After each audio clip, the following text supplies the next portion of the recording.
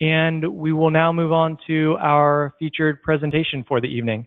So we are going to hear about Tesla's Autopilot, and we're really excited to have Mark Hughes here today to talk about this.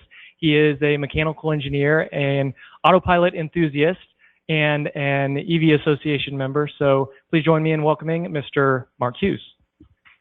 Thank you. You want to switch for me?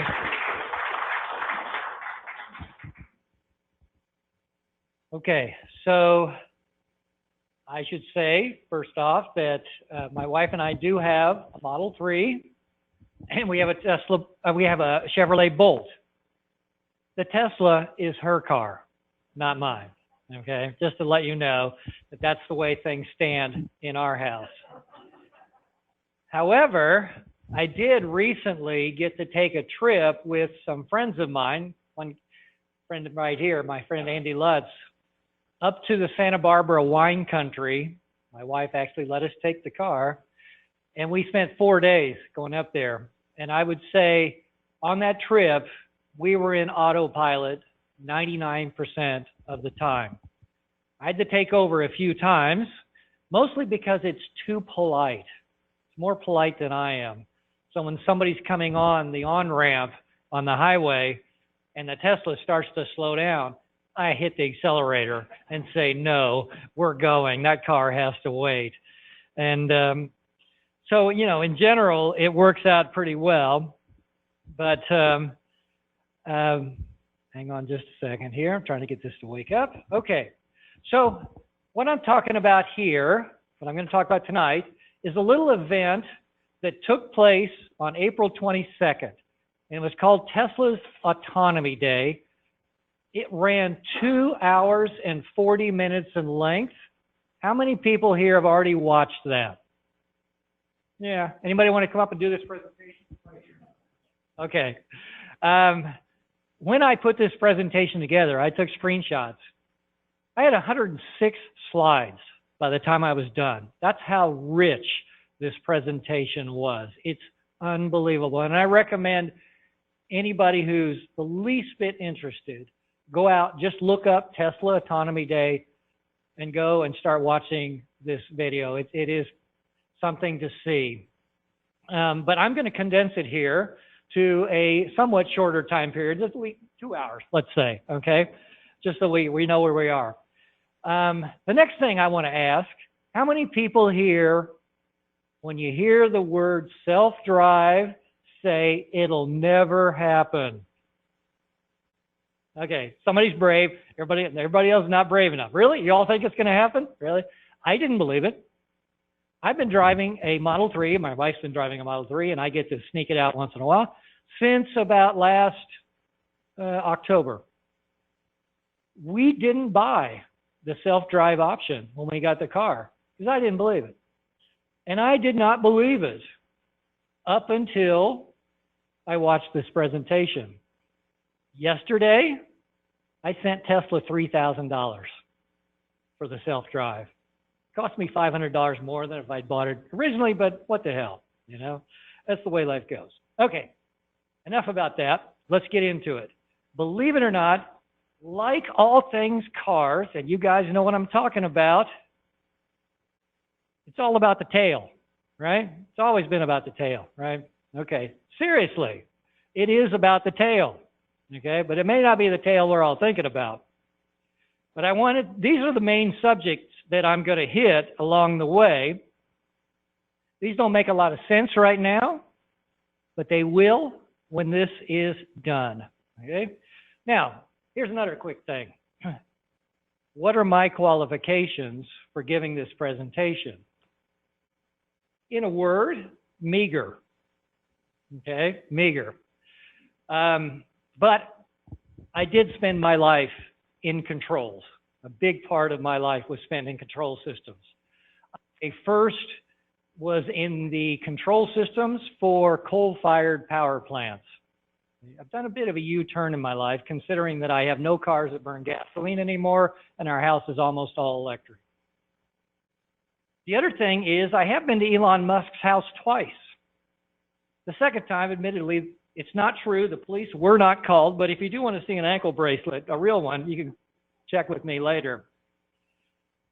But I do know about controls. And here's what made me realize Tesla knew what they were doing when they designed the Autopilot. And this little graph right here tells you why. What's going on here is, let's imagine you've been on the highway, you've set the cruise control, you've had to cancel it for some reason, somebody's slow in front of you, whatever. You hit resume, okay, and you're 30 miles below the speed limit, 30 miles an hour below the speed limit. The car can do a couple things. If the speed, let's say the green line is the speed that you had set. If the car does the red line, if it wanders all around that speed before it finally finds it, that's what we call bad tuning. Okay, you don't want that, right? What you want is closer to that black line where it goes a little bit over and then a little bit under and then it curves in. That's called a quarter wave response in control terms. Tesla does that very well. And what they also do with regard to speed, but what they also do really well is following the lane lines. And, you know, there was a question that came up about, have you, to the woman who had the Kona just a minute ago, have you gone long distance? Well, as I said, I took that car to Santa Barbara just a couple weeks ago. My wife and I have taken the Tesla to Tucson and back. The Tesla supercharger network makes that very easy.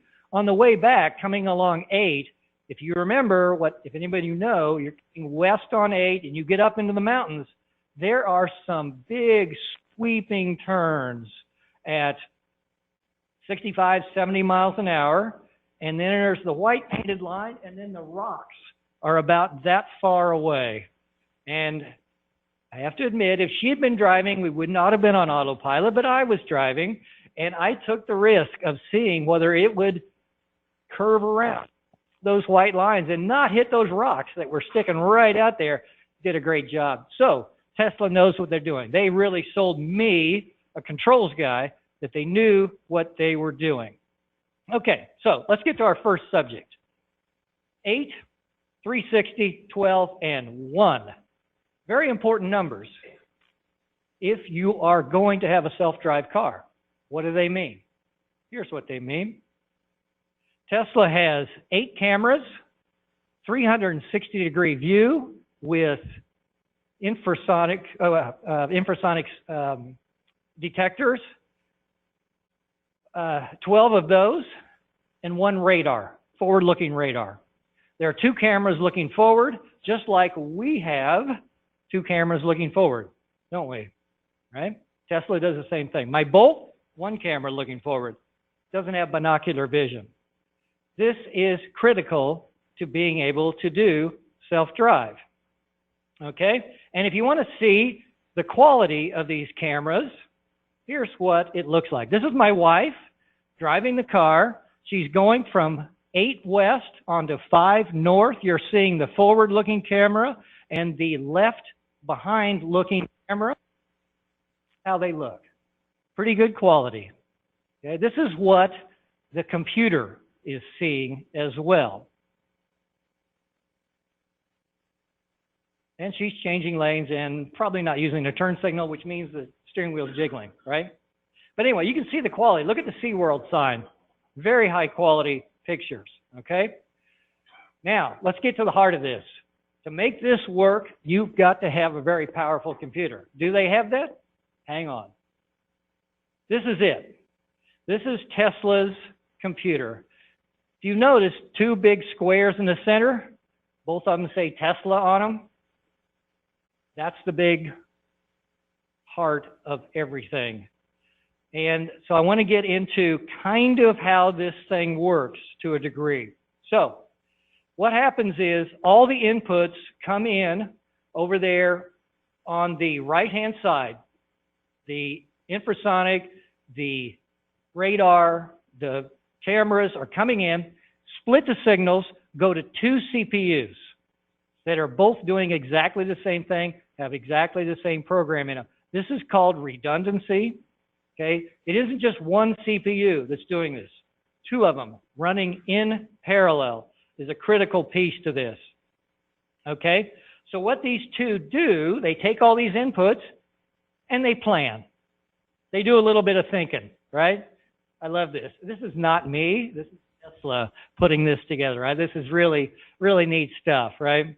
But anyway, these two come up with a plan for the next, what, 10 milliseconds? I don't know. A very, very short period of time. They come up with a plan. And then they take that plan and they compare with each other. And they say, okay, here's what I said we're going to do. What are you saying we're going to do? If they don't agree, self-drive is over. It's going to take itself to a safe place and get away. And it's going to say, we can't do this. But assuming they do agree, then they act. They send that out to the actuators that are in the car. But even then, one more step. They validate. The piece that gets the demand to say, this is what we're going to do with steering, this is what we're going to do with braking, this is what we're going to do with acceleration, all that kind of stuff, it comes back to the CPUs and says, this is what I heard you say. Is that what you said? You have to say yes. Okay? There's one more piece, but I'll get to that a little bit later. Okay. Next subject, TOPS. Anybody know what TOPS is? Any clue? Any idea? Okay.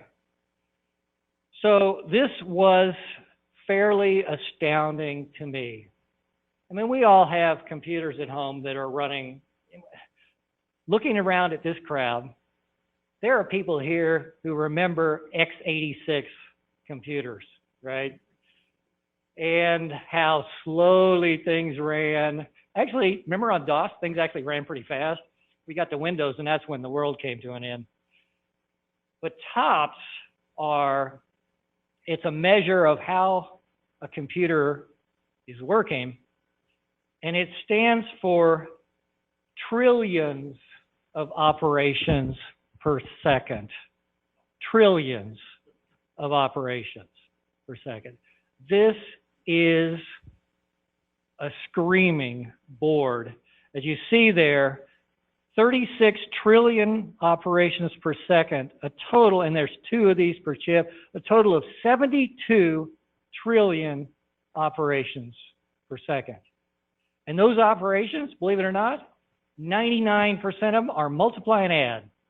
That blew me away. It's like, really? That's all you have to do to drive a car? Incredible, you know? I said there was one other piece that makes this thing secure, okay? And that is this. In the corner of this board, up there in the upper right-hand piece, is a little security system. Okay, so you just saw we have the input coming in, we create the plan, we compare the plan, we validate the plan. It still doesn't leave the board until it's signed by Tesla and it's recognized that it's signed by Tesla. You all have probably heard some cars, hackers have taken over, right? Jeep, that was one. You know, there's some cars that got taken over. This is how Tesla's getting around this. Any command going finally out to steering, braking, acceleration, all that kind of stuff, not going to happen unless it's signed by Tesla. So that's the way they're going to be safe.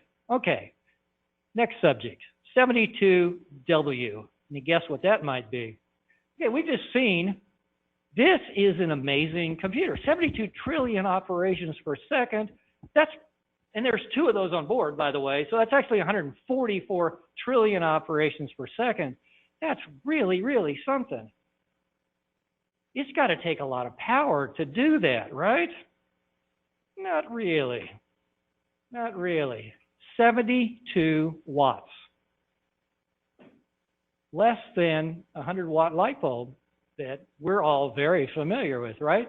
And if you look at the previous hardware, actually the board that's in our car, which is going to get changed out, that one used about 57 watts. And Tesla had a design goal under 100 watts because they don't want to take away from the car's range. Okay? They got there. By the way, 15 watts, that little red line, the neural net accelerator. So that's the piece that's using that much of the power. Okay? Essentially, pretty amazing that you can do that much thinking and only use that much power. To me, that's pretty incredible. Okay, so next subject, 25, 24, 125, 1,000, and then question mark. What's that about? Ah, that'd be a good guess. Actually, a thing called frames per second. 24. What's 24 frames per second? Anybody know? Movies, absolutely. Oh, we got some cinephiles here, right? Movies, 24 frames a second, and we all know, very fluid motion. Looks very good, right? There's actually another number I could jam in here before we get to the 125, 60. 60 frames per second. What is that? Right there. You're looking at, you know, a computer monitor, 60 frames per second, right? Anybody see any flicker going on? Well, there's nothing right now. Sometimes you can see flicker, though, on your computer. Humans are capable, some people, probably not me, some people are capable of recognizing flicker up to 125 frames per second, okay? 1,000. That's what the human eye and the optical nerve are capable of, 1,000. Our brains can't process it. Our brains can't go above 125.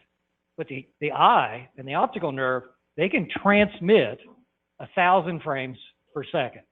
That's pretty amazing, right? 1,000 frames per second. It's a millisecond, right? Well, let's put, now we know it, now we have that under our hats. Let's see what comes next. This is what the self-drive computer can do. 2,300 frames per second. What you're seeing is the hardware 2.5 that's in my car could do 110 frames per second. So about like in the neighborhood of the best that people can do. The new one, 21 times that. 21 times. That's what it can process. Now, let's put that in perspective. If we're driving 20 miles an hour, what would that seem like? How fast could a self-drive car be going with this hardware and have it still feel like 20 miles an hour? Because that's what happens. If you can see very, very fast frame rates, the world slows down, right? So what's the equivalent of us going 20 miles an hour to the self-drive computer? 370 miles an hour. If it's going 370 miles an hour, to it looks like for us going 20. You know what my prediction is based on that? Guess who's going to win the Indy 500 in a few years? Guess who's going to win every car race in a few years? A car with no driver. That's what's coming. Okay, so you've just seen a tremendous increase in capability in terms of processing, in terms of frame rate, with a little bit of increase in power. What would you think would happen to the cost of that computer compared to the one that's now in my car? Factor of 2? Factor of 2? Anybody want to go higher? Factor of 8? Anybody want to go above that? Anyone feel good? Okay, okay. Yeah, well, yes, unfortunately, it actually came down in price. It's 80% of the price of the previous board. These people have worked some miracles. I tell you, it's unbelievable to me. So at the end of the day, this is what they achieved. Between the two CPUs, 144 trillion operations per second, unbelievable for power and performance, a lot of redundancy, a lot of safety built in. I mean, I'm kind of happy to see that myself, and modest cost. Well, that's a nice way of putting it, I would say. Okay, so what does this look like? Well, here's the cameras, the 8 cameras around the Tesla right now. The black in the center is the radar. Of course, you can't see that one. But all those are the views that are coming into the computer all the time. That's one of the other kind of neat little pieces of this. We got 2 cameras physically, right? If we're complete. This thing's got 8 cameras looking around it, not counting the radar and the ultrasonic sensors. It can see everything that's going on around it. So the next thing that's really important here is you have to teach this computer the world, right? The driving world, as we would call it. And what they basically do is they make it work like we do. The back of our heads, the back of our brains is where we process visual information. And we're really good at this. As an example, everybody knows what those 4 pictures are, right? When you start with a neural net, it has no clue. If you say, pick out the iguana, it's just guessing, okay? But you can eventually get it to figure out which one is the iguana, right? You might need me to tell you which one that is? Okay, probably not. Okay. So it's really tough to go out and train this. And so how do you do it? How do you do this? Well, you start off by giving it pictures of the road, and you annotate those lane lines. You say, here are the lane lines, okay? And it goes, okay, cool, I get it. Those are the lane lines. That's what lane lines do. And then, unfortunately, you run into this, and it says, oh, that's not what the lane lines are doing? And you say, no, they're doing this. And after you do that several million times, it's now capable of doing this. The green lines are its prediction of where the lane lines are going. Notice it can't even see around the corner, but it's already accurately predicting where that road is going. That's what they have achieved by giving it millions and millions of pictures and video to watch, okay? And you have to give it a lot of variety. So here we go. They get video clips from the cars, okay? My car, I'm sure, has given Tesla a tremendous amount of video information. The fleet is their eyes, okay? It's feeding back. They have the ability to say, we want to focus on this particular subject. Fleet, give us data. And they take that, the fleet turns it in. I don't know exactly how that happens. This is part of the meager stuff that I was talking about. But they get it done. And they can ask it all kinds of things and bring up all these situations. And you start getting into the weird situations, like look at the one on the lower left, a bunch of trucks stacked on each other. Or the one in the lower center, you've got, I don't know what's going on there. And then, of course, you've got a boat being hauled by a car. There's a lot in the world you have to figure out, okay? Then you go to object detection. So we say, computer, the one in the red box, that's a car. The one on the far left, that's a bicycle. And you show it cars and you show it bicycles, and it goes, I got it. I understand what's going on. And then it sees this. And it says, what am I? This is a bike and a car. And so it comes back up, but you have to tell it, no, in this case, that's just a car. And you have to keep working at all these things. And so you go out and you say, again, from the fleet, send me pictures of bicycles on cars, because I got to teach the neural net what is a bicycle and what is a car, and a bicycle on a car is not a bicycle, okay? There's all kinds of stuff like that, and it keeps going. Now let's look at debris in the road, okay? So we start teaching debris in the road. By the way, I was really interested in this one because I tend to drive around debris in the road, and I'm kind of picky about that. Guess what? They're teaching it that. So all these various images come back. And how about animals in the road? Let's make sure we know to avoid those too as much as possible. And so that's in there. Okay, so this is what they're doing. Most of their time has been spent training the neural net. This neural net has hundreds of millions of neurons. Every one of them has 1,000 connections. It's just the way our brains work. And this thing is becoming like our visual cortex. Okay, so now, here's one of the important pieces, and this is why Tesla uses cameras, not lidar.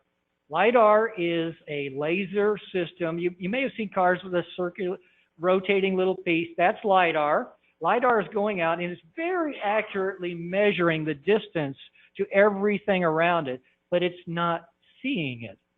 And Musk was very clear about saying LiDAR will never work. Okay? And it comes down to this right here. And this means, where are you now? Where are you going? Okay? Because it isn't enough to measure everything out there. You have to figure out, where do you think things are going to go? Like in the upper left-hand corner, that's a plastic bag. Which way is it going to blow across the road? The guy on the bicycle, he's leaning, he's looking this way. Is he going to turn that way? Probably. Let's make that prediction. The girl in the lower right, she's looking at her phone. You know, God, that's unusual. We never see that. But what's she going to do? Where's she going? Really important to not just see what's out there, but to predict where things are going to move. Because one of the things they brought up, if you think about it, driving is about drive space. Imagine you're driving into a tunnel all the time. That is what you're doing. You drive into a tunnel. All that tunnel needs to be as high as the top of the car, as wide as the sides. You're good. That's all you have to drive forward. Okay? So just figuring out where that drive space is, and if it's ending, and you have to stop. If it's turning, you have to turn. All those that's what's going on. So at the end of the day, this is what they've done. They've put together a monstrous database. Because the more you show the neural net, the better it's going to be at understanding the world. You vary it up as much as you can. Google is trying to do it through simulation. Musk's comment was, if you can build a simulation that mimics the real world, you already did self-driving. So, you know, simulation is not the way to go. Use the real world in your data set. Now, even that's not enough. Okay, we've done a lot here, but even that's not enough. They've got another thing called shadow mode. And what this is about is they will download new information to the computer, for example, in our car, and it will, even if you're not on autopilot, you're just driving, it's always planning. Here's what I want to do. Here's what I think I should do. This is the lane. This is what I think should, you know, for example, this was a video, and I don't have a video here, but the white car behind was coming up fast. And so one option is in the kind of the shadowy red, the Tesla could slide over to the right. That's what it wants to do because it's coming up to an off-ramp. But it could also just keep going straight, which is the shadow blue. This is what they do. They let this run, and then they see, did it predict the right thing? Did it do the right thing? So shadow mode is there literally in the shadow, invisible testing to see, is this working or not? In the end, it all looks like this. You start off in the upper right-hand corner, you train the neural net, you send that out to the cars, you let the cars in shadow mode test it, play with it, look to see if it's working right. You bring that back in, label all the data showing when it did work, when it didn't work.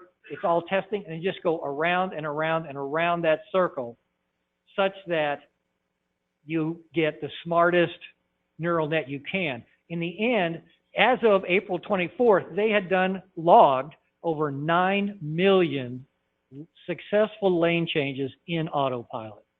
Okay? Obviously, well over 10 million now. And I have used, like I said, when we went up to Santa Barbara, it did that just fine. Okay, so bring it back to the fact that it's all about the tail. It literally is about the tail. And what that means is, on a probability graph, The tail is those far ends up there. So the very center of this is people on cell phones, right? Okay, boy, we see that all the time. And then you come down to like one of my favorites, driving for 50 miles with your turn signal on. That's another good one, you know? And then you got the people that cut across 3 lanes because, oh, that's my exit right there, and zoom across, you know, all these things. But look at these pictures down here, all the strange things that they get. Cars lying on their side in the road. Cars that are flying like Superman, right? There's a lot you have to teach a neural net. There's actually a lot you have to teach a 16-year-old, isn't there? Let's be real about this, okay? So finally, what does this stand for? There we go, full self-drive. We got this down. At the end of the presentation, these were all journalists from the financial industry because, I mean, what matters, the money part of it. They all went out for a ride. And if you notice where this guy's hands are, they went out for, I'm guessing, about a 15-mile ride, and they never touched the steering wheel, okay? And it was pretty much, they condensed this down in the video too. You know, the car left the Tesla parking lot, got out, hit a stop sign, stopped, turned, drove down the street, got on the highway, went on the highway, got off, went onto another highway, you know, all over the place, came back, parked itself at the back at the Tesla factory. Sir? Yes? Also on this video, you can see here, they show the brake pedal, and they never touch the brake pedal either. Yeah, right. Yeah, he just like nothing. Right, does nothing. Yeah. And I think also, I'm pretty sure, I'm not sure about this, but I'm pretty sure the turn signal did not stay on the whole time that the car was driving, right? So before I watched this video, if you had asked me, I would have said Tesla is years away from full self-drive, if ever. But as you heard, I sent them 3,000 yesterday because I now believe it. And so this is pretty amazing technology. Would everybody agree? That's pretty amazing technology. But I'm not quite done, believe it or not. So it is pretty incredible that and it's clear to me. In fact, Musk says in this presentation, he believes that at some point in the future, the public is going to demand people no longer drive cars. I think that's true. I really do. I think that's true. I mean, we've all seen so many ridiculous things, haven't we? You know, really. And so it's really incredible that this computer can do a very complex task. But consider this. A bumblebee is even more complicated. Think about that for a moment. The car is driving on a two-plane surface, right? 2 dimensions. A bumblebee's in 3 dimensions, going for miles, finding flowers, coming back. I mean, you can see this one's got its pollen sacs filled up, all that kind of stuff. That's pretty good. How about a dragonfly? 4 wings, can fly in any direction, up, down. It's like a helicopter, captures its prey on the fly, and look at the size of the brain in that thing. And I got one more. Yeah. What I want you to get, yes, what Tesla's done here is incredible, but consider yourself. Consider what you can do. Consider what life can do. We're so inundated all the time, we're not aware of it. It's the water, right, that we swim in. We are unbelievable, literally unbelievable. You can get I grew up in Kansas. 14-year-olds could drive farm vehicles in Kansas, and they do. 14-year-olds, right? And they do fine. We are incredible. That's the big piece. Thank you. Oh, and I'll take questions.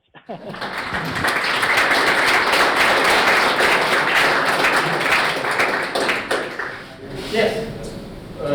Just out of curiosity, do you have any sense for how a car does, say, on dirt roads Yeah. High clearance, sort of a just Joshua tree. You get Yeah, you know, it's funny. Okay. Or you pull off and it's a dirt parking lot. Yes. How does that work? If it does at all. Yeah, no, it's great you asked that, and I had not done that in San Diego, but on the trip to Santa Barbara, again, this is a wine trip, so we're out in the backcountry, and we're out on asphalt roads that no longer have line markers, right? And we were watching, we were paying attention, because it shows you on the car whether it knows the edges of the roads or not. You can see it on the dash. It had it most of the time. And I was pretty impressed with that. So yeah, I think it's going to be able to figure that out even without lane markers. It knows where their edge of the road is. Yeah. All right, what about like on the 5 freeway where they just getting ready to change the length, the width of the freeway, and they got temporary lines that, you know, kind of like they're right lines, but they're like a little bit lighter than the other ones. I mean, I've done that. does it notice? Yeah, no, yeah, we did. We actually, do you remember that? We had a couple of those situations when we were going up, because we went around the 210, 57, 101, I don't know how many other stuff, and there was track construction. They actually, it comes up on the screen and it says construction detected. And there was one place where I was going along. I said, okay, I'm keeping my hand on the wheel because we're really, you know, I'm not sure about this. No problem. It's, and driving into the sun, that's a tough one, right? How many people have done that, right? You drive into the sun, you can barely see the road, right? Because of the glare or whatever. The car figures it out. The car has actually got better ability to see, I think, than we do from that standpoint. Yeah, Larry. So does the system tell you you need to clean your glasses, or the lenses of these? It does actually. Yeah. There's two cameras, you know, like I said, they're about maybe that far apart, and the radar in between them up at the top of the windshield, and it will actually come up with a message that says, we're not seeing well. Yeah. Yeah. Insurance, do the insurance companies, how do they view these vehicles? You know, I had a good conversation with Tyson about that earlier today. My feeling is the safety data, and Tyson can speak to this if you want to, but what we were talking about, the safety record of Teslas, the accidents per 1,000 miles or 10,000 miles is now down below average cars. Okay, it's down below that, which means if you're an insurance company, this is a heck of a deal, right? Because if you could keep charging that high price and not have the risk, that's great. The other piece of it is it's pretty much impossible to steal a Tesla. I could pull up my phone right now and I can see exactly where my wife is with that car, right? And so, and there is a story there, by the way, this happened up in Rancho Bernardo a couple of years ago, last year, I think. Model S was stolen out of some people's home. Guy broke into their house, found their key fob. By the way, my key fob is my phone, so they have to steal my phone as well. I'll probably notice that. And but he stole the key fob, whatever else, out of the house, got in the car, started driving. They happened to come home right away. He called the police, said, hey, our house has been broken into, our car's been stolen. Police say, okay, well, you know, the odds are we're not going to be able to get that back. And they said, no, we can actually tell you right where it is. It's on 15 between this exit and this exit. And if you get up there, and so they did. The highway patrol got up there. They followed this guy. He pulled off. They pulled him over. 5 to 10. Okay. So I think insurance companies are going to eventually, because that's a very competitive business, they're going to have to bring their price down for Teslas because they're going to be much safer. They are not going to be stolen. One of the things, I didn't put this on here, but there's some videos showing people in Teslas being cut off by a car, cutting across lanes, which is one of the things I was worried about when I was driving, because I didn't know if it did that or not. You know, I was like, what's it going to do if a car comes in? And we were on the 101, which there's like 5 inches of space between us, whatever. Well, even if you're not an autopilot, if some car comes careening across, it will get out of the way. It'll take the steering wheel out of your hands and get out of the way, or jam on the brakes, or whatever it has to do. So it's going to avoid those again, crazy people that shouldn't be driving kind of stuff. Excuse me, that is enhanced autopilot, that's not autonomous. Because when you have... That's right. That's right. That's not full self-drive. No, that's just autonomous, it's just self-driving with enhanced lane change and interference. So that's nothing to do with the autonomous driving. Autonomous driving is you initiating the movement of the car, Right. not reacting to obstacles. Yeah, I'll go into that. So like I say, we have autopilot on our car. What does it do? Okay. It works only on highways right now. Okay. You can use, and what it will do, you set a speed in there, it will go to that speed. If you put auto navigation on as well, it'll transfer from one highway to another. When we went to Tucson, it transferred from 8 to 10, no problem, all by itself. We get to Tucson, it takes the exit ramp. It puts on the turn signal, turns it off later, thank you. Puts on the turn signal, goes down the exit ramp, slows down, comes to a stop at the end, says, I'm done. Okay? That's what autopilot will do. Self-drive, on the other hand, is you don't even have any controls. You could, but you don't have, and you say, I'm going to go to this destination. It backs out of your garage, gets on the road, stops at all the stop signs, stop lights, all that kind of stuff. City street driving, everything to get you to your destination. So that's what the autopilot does not do at this point. But the autopilot will, if you're careening towards some car that's stopped, if you don't hit the brakes, it will put the brakes on. Okay? Actually, it'll do that if you're not on autopilot, but autopilot certainly will do it. And it will change lanes on its own. If you turn that on, right now I have it set up, it has to ask me to change lanes. And I acknowledge that either by hitting the turn signal or by hitting another stalk on the other side and say, yes, go ahead and change lanes. And then it'll change lanes. But I can make that automatic where it'll just move around on its own and go down the highway and try to find the fastest way through the lanes. You see, I spoke to quite a few millennials. They love their cars. They like to be in control of their car. I mean, they're going to buy a Tesla that will go 0 to 60, forget about it. And they're not going to just sit there and let the car do its thing. They want to be interact. So the advanced autopilot would probably be more useful and more likely to be used and help the driver with fatigue and so on, and be a lot more useful than autonomous driving at this moment when we have the X factor. We're not going to take into consideration. Number one, we're going to have ICE for a while. Number two, we're going to have ICE driven by potheads who insist on mixing it up with you. Number three, you're going to have impatient people. You're going to have rain mixed up with people who run traffic red lights. You're going to have, what I mean is, as long as you have the X factor and not everybody speaking the same language, you're going to have problems. So autonomous is well and good if everybody's playing the same game. But if you're going to play somebody speaking English, another one speaking Spanish, another one speaking Chinese, and they're all going to try to speak at the same time, everybody's driving his own way, you're going to have problems. Autonomous driving is well and good, but it's got to do so much to counteract that until everybody starts at least somewhat talk the same game, like a lot more Teslas out there than ICE cars.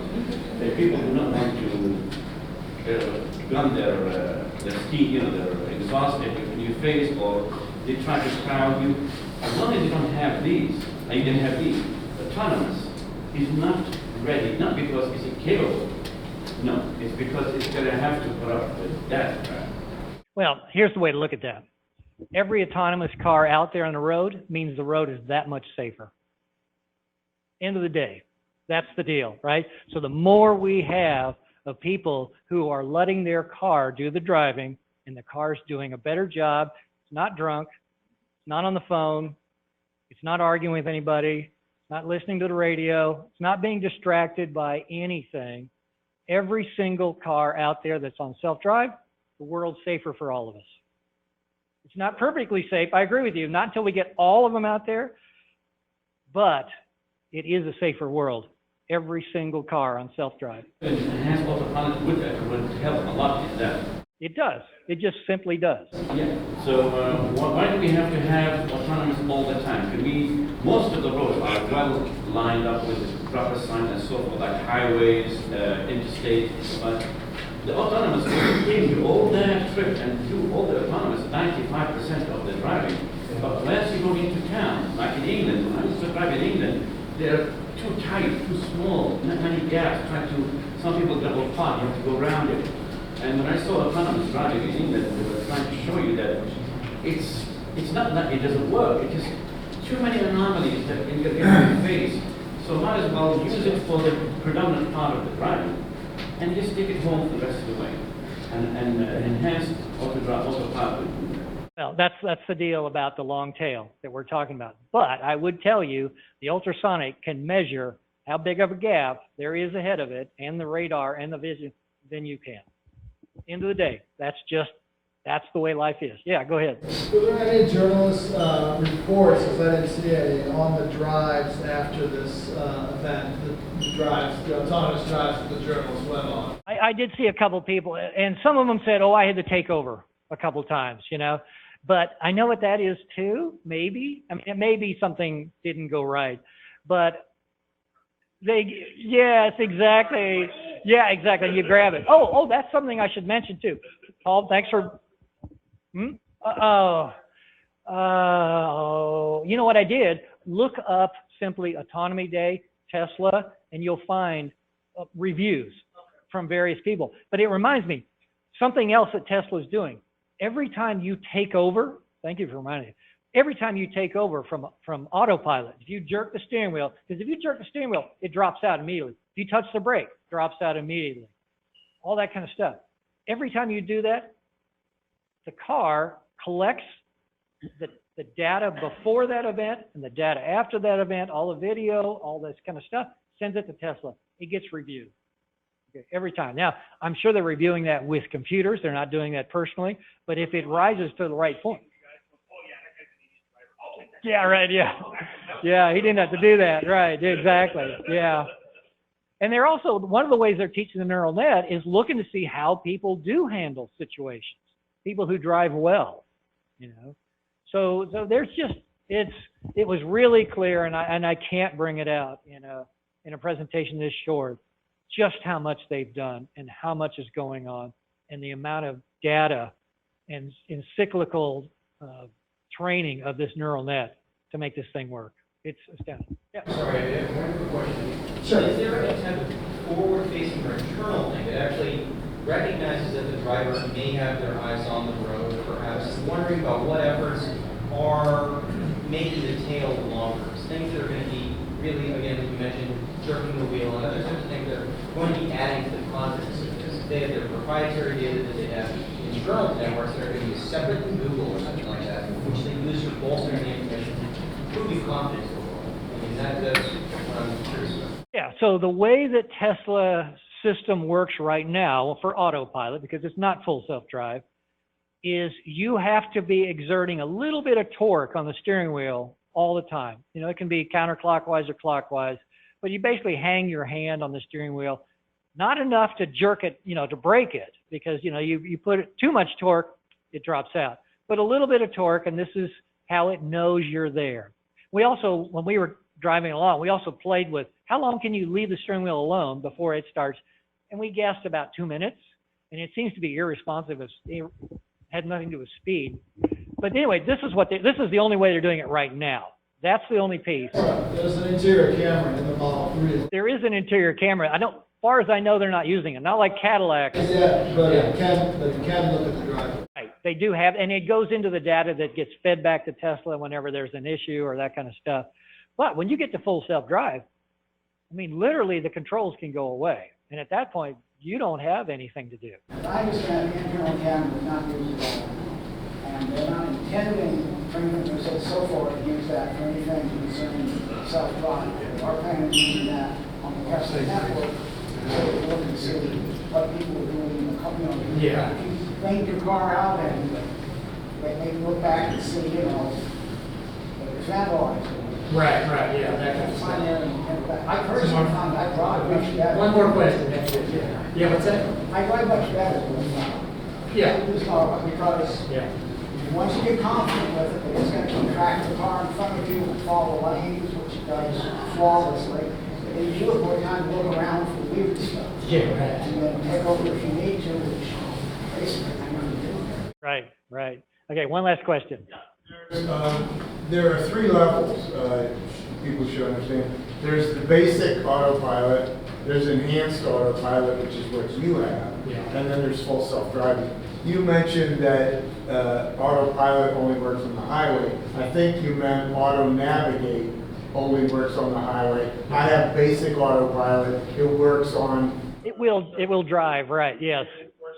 Right, it will, right, yeah. I've had some cases where it squawked and said, I'm done. But yeah, you're right. Yeah, the auto navigate is the only one that does the highway. Right, that's good. Okay, so, well, thank you, everyone. I appreciate it.